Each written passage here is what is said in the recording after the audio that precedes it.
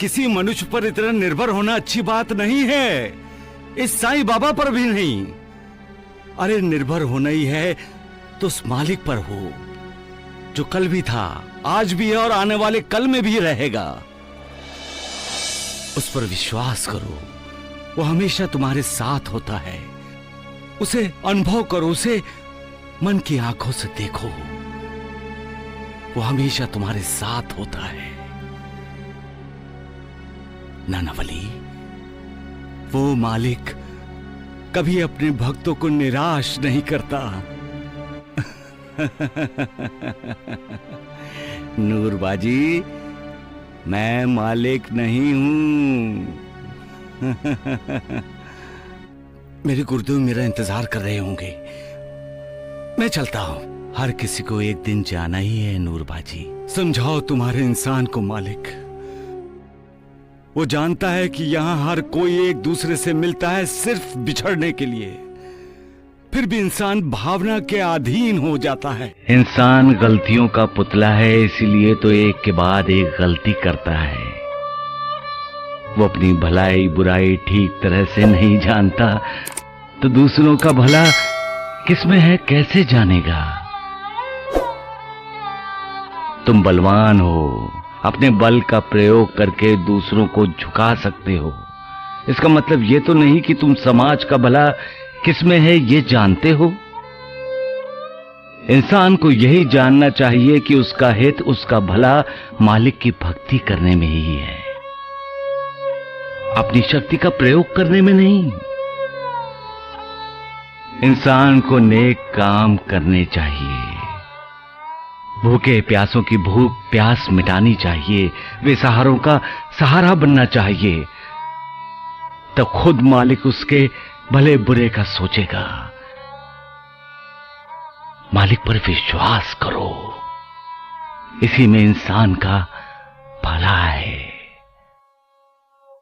सबका मालिक एक। कौन रोएगा और कौन हंसेगा ये इंसान के कर्म तय करते हैं, इंसान नहीं। कर्म अच्छे होंगे तो वो हंसता है, मुस्कुराता है, खुश रहता है और दूसरों को भी खुश करने की कोशिश करता है। लेकिन जिस इंसान के कर्म बुरे होंगे वो हमेशा क्रोध में रहेगा, दूसरों से ईर्ष्या करेगा, नफरत करेगा। वो न खुद कभी खुश होगा न कभी दूसरों को खुश करने की कोशिश करेगा, क्योंकि दूसरों को खुश देखकर वो अंदर ही अंदर जलता जो रहता है। इसलिए दूसरों को रुलाने की कोशिश करोगे तो खुद भी रोगे, क्योंकि यही तो उसका दस्तूर है।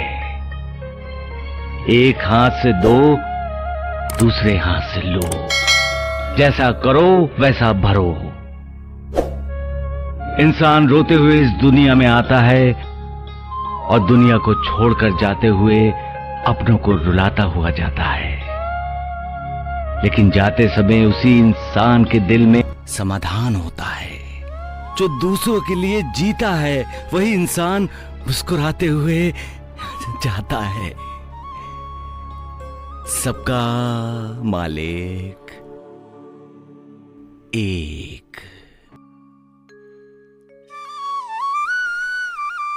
इंसान को हमेशा अपने आप पर संयम रखना चाहिए। अचानक किसी निर्णय पर नहीं पहुंचना चाहिए। जल्दबाजी में न कोई फैसला लेना चाहिए न कोई राय बनानी चाहिए।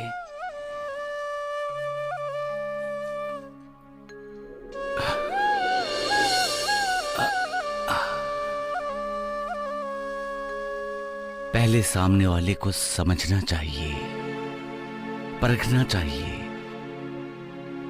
घटने वाली घटनाओं में अर्थ ढूंढना चाहिए। ऐसा क्यों हो रहा है, कम से कम ये जानने की कोशिश करनी चाहिए। कभी कभी जो हम देखते हैं वो सच नहीं होता और कभी कभी जो हम सुनते हैं वो भी सच नहीं होता। हम जो देखते हैं सुनते हैं उसे सच इसलिए मान लेते हैं क्योंकि उस बारे में हमारा ज्ञान अधूरा होता है। विवेक विश्वास का एक रूप है। जहां विवेक है वहां विश्वास है, और जहां विश्वास है वहां विवेक है। विवेक और विश्वास ही इंसान को सब्र का पाठ पढ़ाते हैं। जो सब्र करना जानता है वो कभी निराशा का साथ नहीं देता।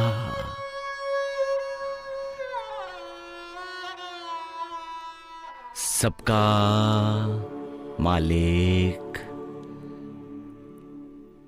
एक।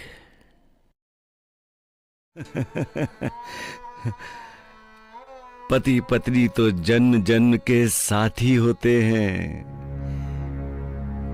दोनों एक दूसरे को जन्म जन्म का साथ देने का वचन देते हैं।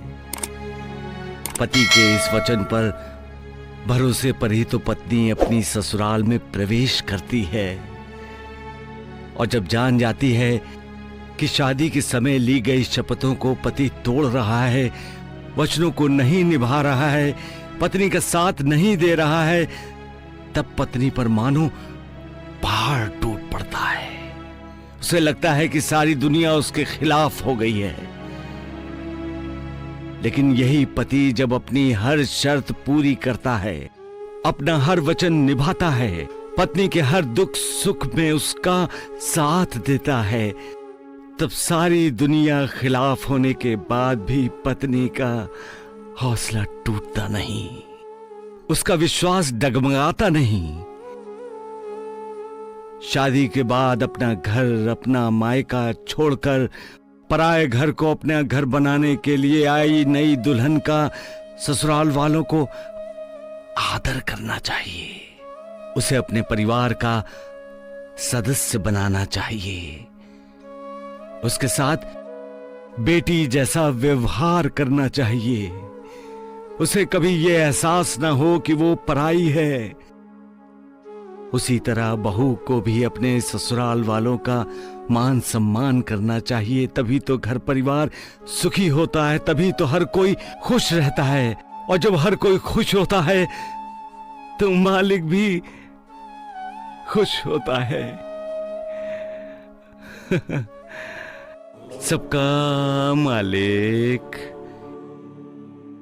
एक। मालिक पर कभी शक संदेह नहीं करना चाहिए।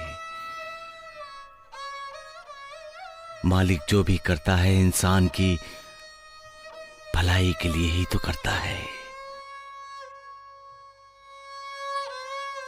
इंसान विकारों के अधीन होता है, इसलिए स्वार्थी बन जाता है।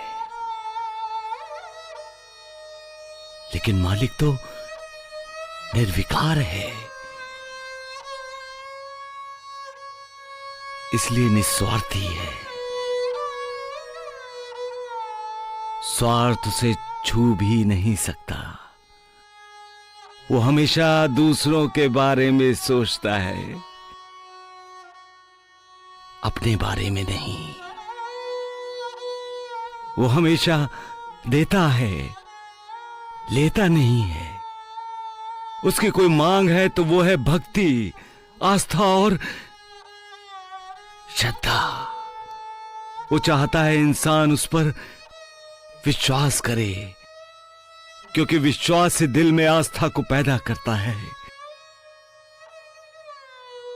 श्रद्धा को जगाता है। विश्वास ही मालिक और इंसान के दिव्य रिश्ते की नींव बन जाता है।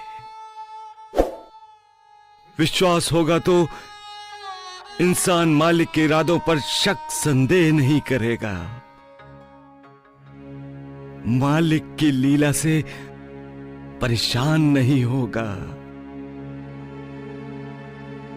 लेकिन विश्वास जब अत्यधिक प्रेम में बदल जाता है तब इंसान परेशान होता है। उसे लगता है कि वही मालिक का सुरक्षा रक्षक है, वही मालिक का शुभ चिंतक है। यह विचारधारा गलत है। मालिक सर्वशक्तिमान है, उसे कोई जरूरत नहीं है सुरक्षा की। मालिक ही ऐसी लीला करता है जिससे सबकी सुरक्षा हो। बस मालिक की लीला को जानो, समझो, फिर कोई परेशानी नहीं होगी।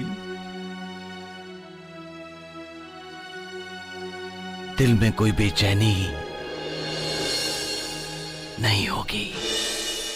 सबका मालिक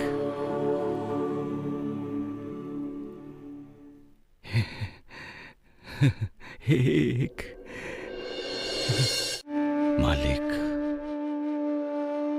आज पता चला है कि इंसान का जीवन एक कुरुक्षेत्र है, क्योंकि इंसान की जिंदगी में ऐसे कई पल आते हैं जब उसे अपनों को दुख देना पड़ता है, उनके खिलाफ जाना पड़ता है, उन्हें नाराज करना पड़ता है। सबका मालिक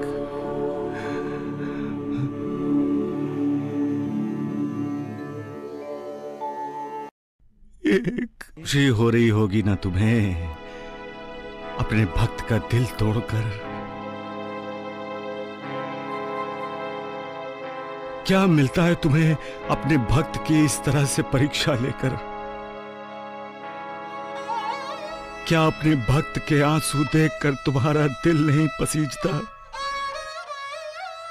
क्या उसे मजबूर देखकर तुम मजबूर नहीं होते? तुम तो भक्त की खुशी में ही अपनी खुशी ढूंढते हो। वो मुस्कुराता है तो तुम्हारे होंठ पर मुस्कुराहट आती है, लेकिन जब उसे दर्द होता है, वेदना होती है, तब क्या तुम्हें उसका अनुभव होता है मालिक? एक बात मत भूलो मालिक, जब तुम अपने भक्तों की परीक्षा लेते हो तब तुम्हारी भी परीक्षा होती है, और उस परीक्षा में भक्त को ही नहीं तुम्हें भी खरा उतरना होता है।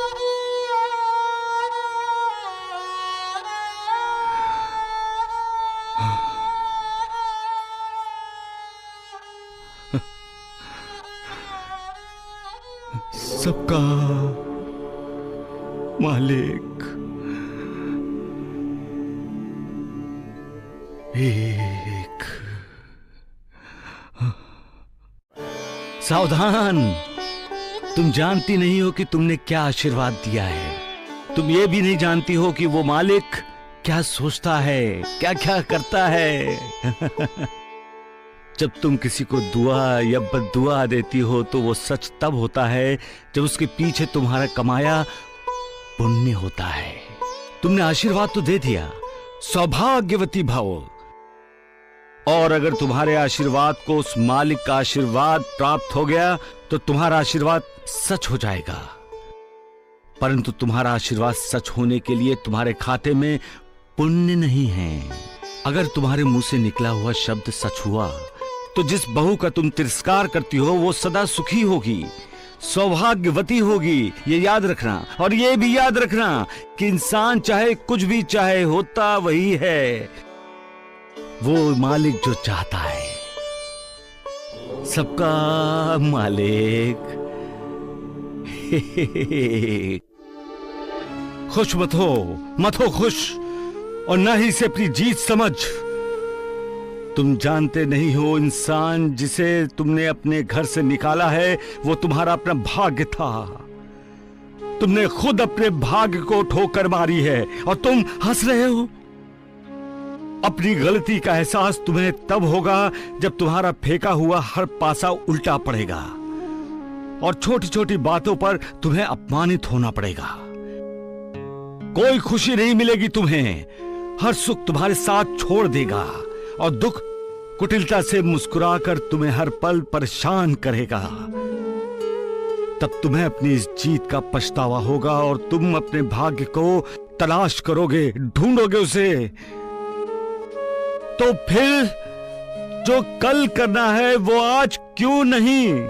जिसे कल पूरे आदर सम्मान के साथ घर में लेना ही है, उसे आज आदर के साथ घर में क्यों नहीं लाते हो?